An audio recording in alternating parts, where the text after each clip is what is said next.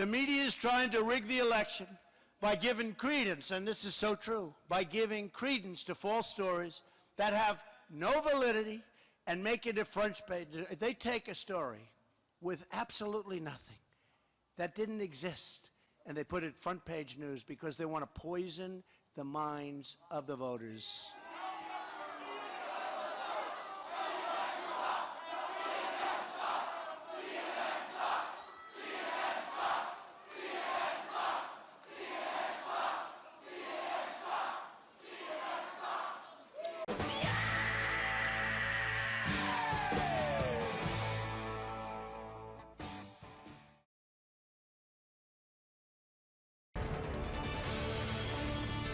This is CNN, home of fake news.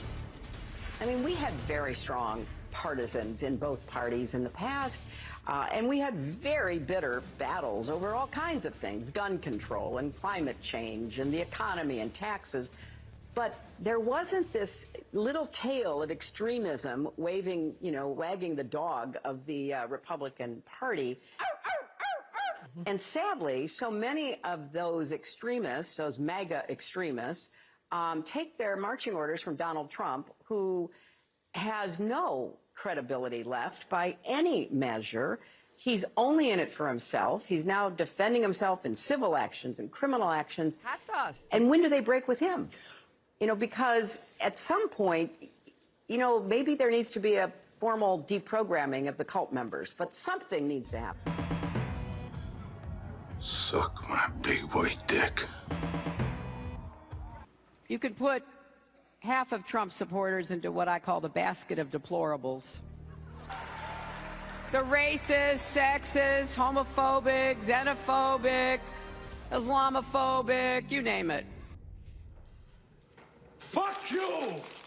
We are behind in the United States, and I'm hoping, having gotten the nomination of one of our two major parties, that maybe I've pushed that door open a lot more so that hopefully in my lifetime we can see a woman president. No, God! No, God, please, no! No! We see in our recent poll that nearly 6 in 10 Americans say they don't believe that you're honest and trustworthy. Do you see any role that you've had in this sentiment that we've seen where people are questioning whether you're trustworthy? This has been a theme that has been used against me and my husband for many, many years. At the end of the day, I think voters sort it all out. I have great confidence. I trust the American voter. Last night, I congratulated Donald Trump and offered to work with him on behalf of our country. I hope that he will be a successful president for all Americans. You can run the best campaign, and you can have the election stolen from you. Look, some people are sore losers, and, we just got to keep going.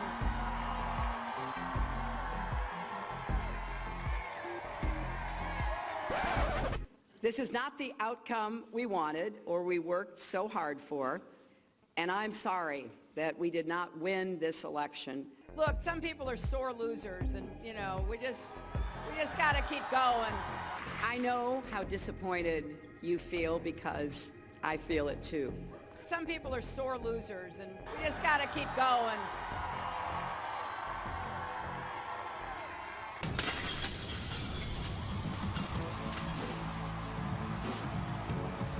We just put the biggest crack in that glass ceiling yet.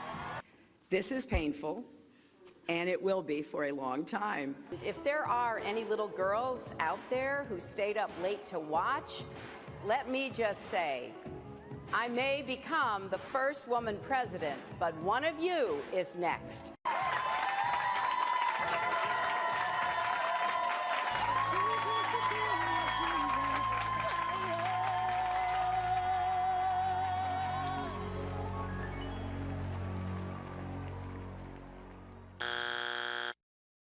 Donald Trump is going to be our president. I believe that she will win. I believe that she will win. I believe that she will win. I believe that she will win. I believe that she will win. I believe that she will win. Go, Hillary, on to victory.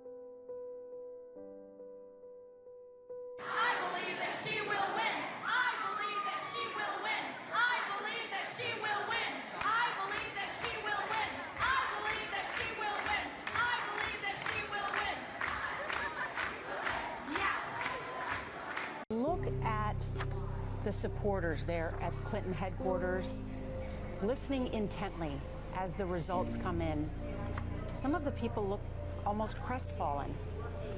Well, certainly not what they were expecting at the beginning of the evening. Well, Scott, the reason that you see so many shell-shocked faces here is because these are very intense supporters. They are longtime volunteers, and they know exactly what a loss in Wisconsin would mean. It would almost certainly preclude Hillary Clinton from getting to the 270 electoral votes she needs. I always thought the election would be close. I never was one of those people who said, oh my gosh, he's so unacceptable and this, that. I always thought it would be close. Donald Trump's ideas aren't just different. They are dangerously incoherent. Donald Trump is going to be our president. He is not just unprepared. He is temperamentally unfit to hold an office that requires knowledge, stability, and immense responsibility. I never was one of those people who said, oh my gosh, he's so unacceptable and this, that. This is not someone who should ever have the nuclear codes.